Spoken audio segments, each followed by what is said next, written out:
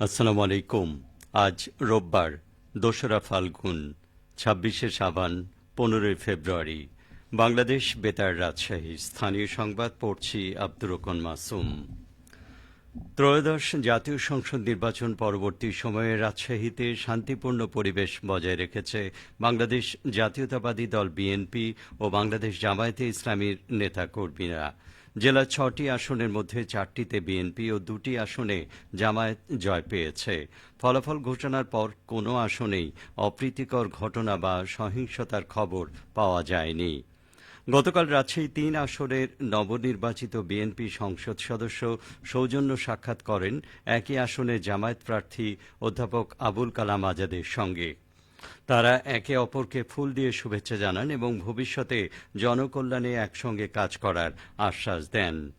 এছাড়া চারঘাট বাঘা আসনেও বিএনপির প্রার্থী আবু সাইদ চাঁদ ও জামায়াত প্রার্থী অধ্যাপক নাজমুল হকের মধ্যে সৌজন্য সাক্ষাৎ অনুষ্ঠিত হয়। অন্যদিকে রাজশাহী মহানগর জামায়াতের নেতারা সদর আসনে নির্বাচিত এমপি মিজানুর রহমান মিনুকেও ফুলেল শুভেচ্ছা জানান। বগুড়া ৩ আসনের নবনির্বাচিত সংসদ সদস্য আব্দুল মহিদ তালুকদার বলেছেন, সবাইকে সঙ্গে নিয়ে ঐক্যবদ্ধভাবে এলাকার উন্নয়নে কাজ করতে হবে। তিনি সন্ত্রাস, চাঁদাবাজি, দুর্নীতি ও মাদকমুক্ত সমাজ গড়ে তোলার প্রত্যয় ব্যক্ত করেন। তিনি গতকাল দুপচাঁচিয়া উপজেলা যুবদলের কার্যালয় চত্বরে উপজেলা ও পৌর বাংলাদেশ জাতীয়তাবাদী দল বিএনপি এবং অঙ্গ সহযোগী সংগঠনের আয়োজনে জাতীয় নির্বাচন পরবর্তী নেতাকর্মীদের সঙ্গে শুভেচ্ছা বিনিময় অনুষ্ঠানে এসব কথা বলেন। এ সময় তিনি আরও বলেন, এখন তার প্রধান দায়িত্ব হবে দলমত নির্বিশেষে সকলের অংশগ্রহণ নিশ্চিত করে এলাকার উন্নয়ন ত্বরান্বিত করা। এজন্য তিনি সর্বস্তরের মানুষের সহযোগিতা কামনা করেন। নওগাঁয় স্থানীয় সাংস্কৃতিক সংগঠন ঐকতান সঙ্গীত ও সংস্কৃতি সৃজনের উদ্যোগে নানা আয়োজনে বসন্ত উৎসব পালিত হয়েছে। গতকাল বিকেলে ঐতিহ্যবাহী প্যারীমোহন সাধারণ গ্রন্থাগার মিলনায়তনে আলোচনা সভায় শহরের বিশিষ্ট জনেরা অংশ নেন। এ সময় বক্তারা বাংলার চিরায়ত রূপ, বৈশিষ্ট্য ও বসন্তের স্নিগ্ধতা তুলে ধরেন। অনুষ্ঠানে শিল্পীরা বাংলা সংস্কৃতির সঙ্গীত ও আবৃত্তি পরিবেশন করেন। অনুষ্ঠানে সভাপতিত্ব করেন প্রবীণ সঙ্গীত শিল্পী মোসাদ্দেক হোসেন। ফাগুনের প্রথম দিন ১৪ই ফেব্রুয়ারি ছিল বিশ্ব ভালোবাসা দিবসও। তবে এবছর জাতীয় সংসদ নির্বাচনকে ঘিরে চারদিকে এখন ভোটের দামামা। এর মাঝেই বসন্ত উৎসব এসেছে ভিন্ন এক আমেজে। বগুড়া সাতমাথার খোকন পার্ক সংলগ্ন ফুল মার্কেটে ১৭টি স্থায়ী দোকান ভাঙার কারণে রাস্তার উপরে চলছে ফুলের বেচাকেনা। বগুড়া জেলা ফুল ব্যবসায়ী মালিক সমিতির সাবেক সভাপতি জুয়েল হাসান বলেন, এবছর প্রায় ১৭ লাখ টাকার ফুল কেনাবেচা হয়েছে। রাজশাহী নগরের খোজাপুর এলাকায় মসজিদে নামাজ পড়তে যাওয়ার সময় মোহাম্মদ মোস্তফা নামের এক ব্যক্তিকে গুলি করে হত্যা করা হয়েছে।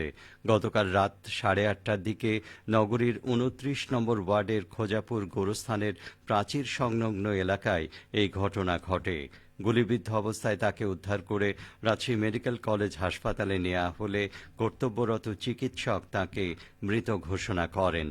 নিহত মোহাম্মদ মোস্তফা নগরীর ডাঁশমারি এলাকার বাসিন্দা।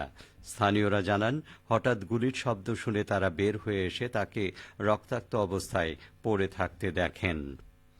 রাজশাহী মহানগর পুলিশের উপ কমিশনার ও মুখপাত্র গাজীউর রহমান ঘটনার সত্যতা নিশ্চিত করেছেন।